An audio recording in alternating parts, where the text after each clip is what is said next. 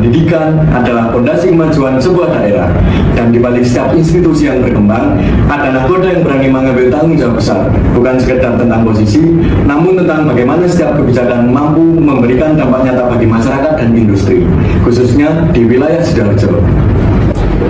Halo Sobat Kampus, kembali lagi dengan kami di podcast 24 di ruang diskusi substansif mengenai dinamika dunia kampus dan masa depan pendidikan.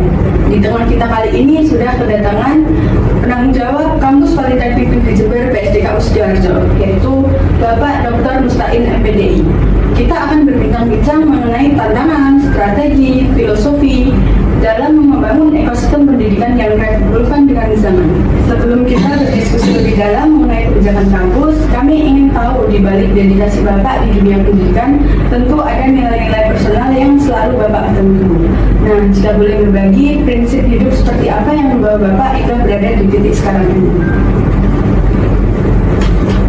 Kalau ngomong prinsip hidup kan ya repot ya. Kalau saya bisa sepenting kita itu bermanfaat pada orang lain, itu yang penting. Apapun yang kita punya terus terhadap manfaatnya tidak ada artinya. Kalau bicara prinsip itu.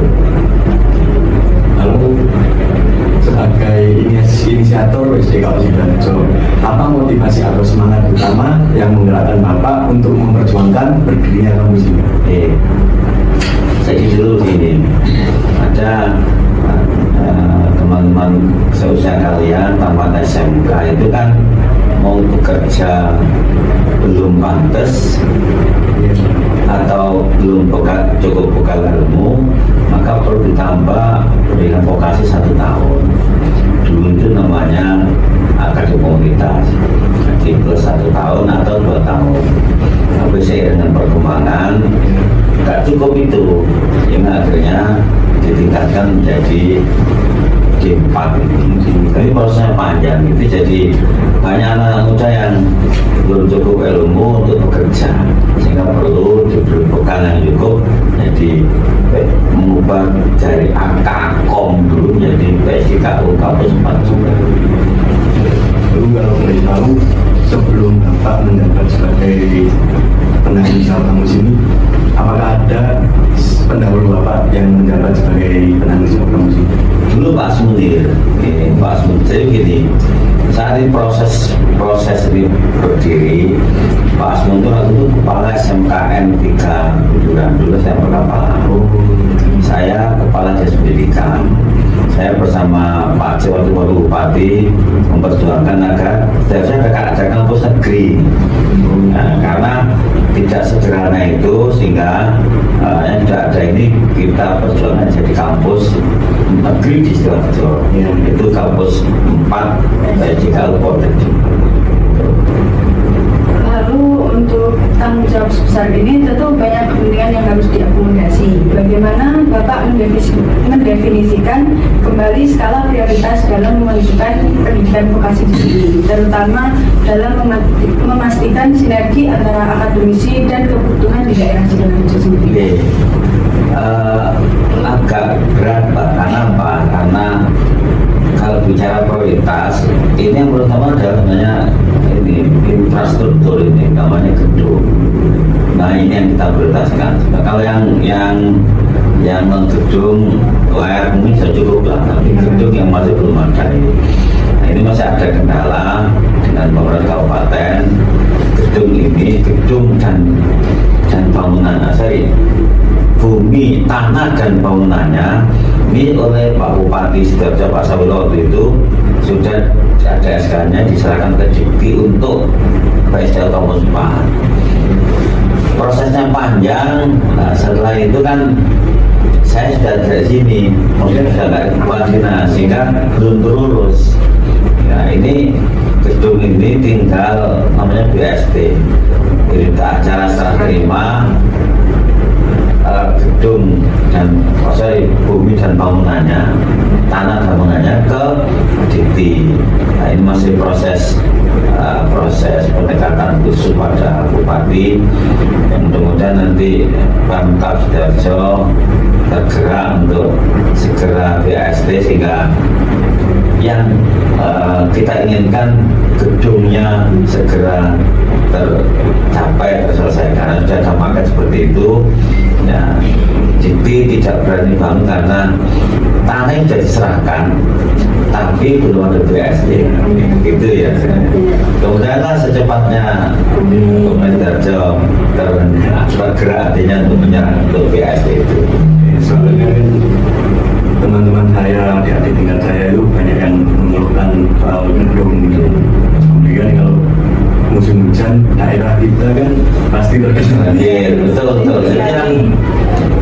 Jadi kalau kapan ini kan saya ke kampus utama Pak Direktur, uang sudah ada Pak Mustahil, tapi kami kan belum berani bangun.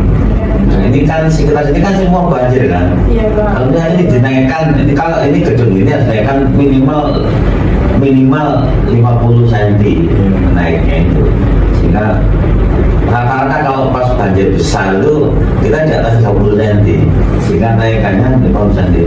Maksudnya berarti dibongkar total gedung ini untuk dibangun gedung baru. Jadi yang menunggu proses yang lumayan perlu perhatian gitu. Ya doakanlah bersama, berdoa mudah-mudahan Bangkam tergerak hatinya untuk segera menyerahkan tanah dan gedungnya.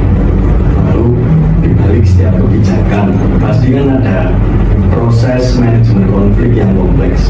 Apa dinamika paling yang menantang yang harus Bapak kelola demi kestabilan kampus ini? Ini ada dua prodi kan ya? Iya. Dua prodi yang ya kadang-kadang bagi saya itu bagus sih karena bersaing. Ya. Jadi antara MIJ sama tim bersaing, tapi kadang-kadang bersaing kadang-kadang sedikit ada gesekan, itu biasa disampaikan itu. Bagi saya itu adalah sebagai pelecut agar semua semangat, karena tanda kutip rasa-rasanya bagus kok. Jadi misalkan program TV itu pasangan belum begini, itu kan sebenarnya bagus kan, rasanya bagus. Ayo Pak, sehingga bareng-bareng untuk bergerak maju. Itu dinamika yang. Tapi kadang-kadang orang bilang, kok gak menyatu? Sebenarnya gak ada masalah, tapi bersaing yang kadang-kadang ada gesekan. Itu biasa dinamika. Jadi pada saya semua orang yang berkelompok itu pasti ada seperti itu, termasuk kita. Apalagi misalkan hanya dua itu justru jadi kelihatan nggak ada gesekan. Kalau tiga sudah berbeda gitu. Tapi bagus kok karena teman-teman bersaing, karena ingin diakui eksistensinya, maka seperti itu dinamika. Terus waktu dulu Bapak kan inisiator kampus ini, itu Bapak yang memilih prodinya atau pihak kampus pusatnya sendiri? Tidak milih gitu sih, tapi survei kecil-kecilan. Kenapa? Ini gedung kan yang D4 MID itu kan dari D1 teknik penghasil ikan. Nah, karena di Sidoarjo itu kan terkenal dengan hasil ikan, hasil tambak itu. Dengan dulu itu yang jadi termasuk pertumbuhan Pak Bupati dulu. Kenapa beliau mengizinkan ini diberikan Orbibi? Pokoknya no, bahasa beliau dengan bahasa tambahan. Pokoknya jualan ikan ya, itu. Kan diberikan dengan tempat itu. Kemudian yang aktif ini sebenarnya untuk mendukung ini. Makanya kita juga mendukung ini aja. Jadi beberapa kegiatan juga mendukung ini karena biar sinergi antara dua prodi ini. Yang pas di Sidoarjo itu ini. Lalu standar seperti apa yang ingin Bapak tetap wariskan agar BSDKU Sidoarjo tetap kokoh menjawab tantangan zaman meski kepemimpinan nanti berganti? Kalau dalam standar bukan saya yang menentukan, tapi pasar. Pasar menentukan. Nah, pasar itu nanti sebagai dasar oleh kampus utama yang diterima kepada kampus 4 ini untuk ini standarnya. Makanya tiap sekian tahun kan pasti ada perubahan mata kuliah, ya. Itu kan jadi bukan kami, tapi tuntutan itu tuntutan masyarakat, tuntutan zaman, dan ini standarnya. Tidak dulu belum ada AI, sekarang ada AI kan, itu jadi standarnya, bukan kami. Tuntutan yang menentukan standar itu. Lalu apakah Bapak ingin terus menjabat sebagai penanggung jawab di sini atau Nggak bisa.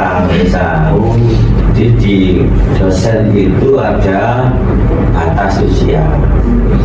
Saya sekarang sudah 61, sehingga batas usia dosen adalah 65. Kalau profesor, saya nggak mungkin profesor. Ya, saya cukup 65, berarti saya 4 tahun lagi harus ganti. Karena itu aturan. Dosen itu pensiunnya 65. Sama dengan Pak Sumber kemarin, 60 pensiun. Tapi kalau profesor sudah 70.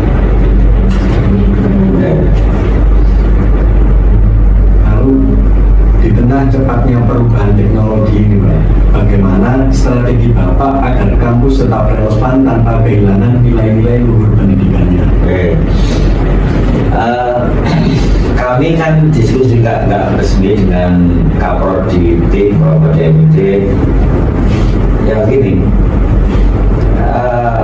sekarang ada ini, jangan ada kegiatan ini atau ada masalah ini, gimana tim menyelesaikan, gimana itu menyelesaikan. Makanya kemarin diskusi tidak resmi, saya ngajak dosen dan tenaga pendidikan, saya ajak ke Pulau Lusi. Pernah dengan Pulau Lusi? Iya, yang di Kapin itu. Nah, saya kan sambil diskusi apa sih yang bisa kita kembangkan dari prodi kita. Saya sambil naik perahu, sambil ke sana, itu kita diskusikan. Kita kan tidak sekedar anak itu dapat nilai apa berapa, kan sekedar itu. Jadi kalau pilar pendidikan di kita ada learning to know, learning to do, learning to be, learning to life together. Jadi tidak sekedar kamu bisa apa, kamu jadi apa, kamu tahu, tapi besok itu kalau sudah seperti ini, kamu bisa bekerja dengan orang lain. Jadi makanya kalau kita bicara pendidikan adalah tidak sekedar jadi apa tadi. Jadi besok bisa bekerja sama dengan yang lain. Jadi pendidikan itu bicara peradaban, bukan sekedar jadi apa, saya jadi enggak begitu. Kayak yang orang-orang di luar sana memikirkan lulus kuliah ya sudah selesai. Memikirkan kedepannya akan menjadi seperti apa. Cukup bekerja, tidak seperti itu. Kita bicara peradaban. Makanya kalau peradabannya semakin menantang, ya kita silakan itu. Gitu ya.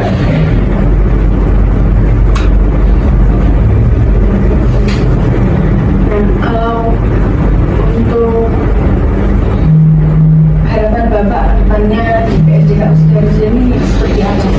Harapannya cukup satu, bahwa anak-anak yang lulusan ini bisa bekerja dan diterima sesuai dengan kemampuan yang didapatkan dari sini. Lalu terakhir ya Pak, apa pesan Bapak bagi mahasiswa dan pemimpin muda agar konsisten berkontribusi nyata bagi kemajuan daerah, khususnya di daerah Kabupaten Sidoarjo ini Pak? Jangan hanya textbook. Jadi membaca itu tidak hanya baca buku. Ini jangan bilang Sidoarjo. Kampus ini tidak hanya anak Sidoarjo, tapi bagaimana anak ini kembali ke kampung masing-masing. Jadi dia bisa membaca. Di kampung saya itu ada ini. Apa bisa saya terapkan dari kampus saya? Itu yang sangat dipentingkan. Jadi membaca situasi, membaca alam, membaca suasana yang ada di tempatnya masing-masing.